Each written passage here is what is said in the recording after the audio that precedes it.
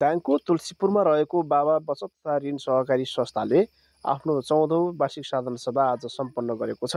साधारण सभाको तुलसीपुर उपमहानगरपालिकाका नगर प्रमुख टीकाराम खड्काले गर्नुभएको थियो। साधारण सभामा सहकारीमा कारोबार गर्ने उत्कृष्ट ऋणी, त्यसैगरी उत्कृष्ट बचतकर्ता, उत्कृष्ट बाल बचत लगायत समाजमा विभिन्न क्षेत्रमा योगदान पुर्याएका व्यक्तिहरूलाई सम्मान गरिएको थियो। सहकारी संस्थाको 1,35,25,100 रुपियाँ सेयर पुँजी, त्यसैगरी 11,92,66,031 रुपियाँ निक्षेप सङ्कलन, 55,30,940 रुपियाँ खुद नाफा र सहकारीको कुल सम्पत्ति 16,81,16,752 रुपियाँ रहेको बताइएको छ। साधारण सभामा राष्ट्रिय सहकारी बैंक लुम्बिनी प्रदेशका प्रमुख नारायण बेलवासेले सहकारी सम्बन्धी प्रशिक्षण दिनुभएको थियो।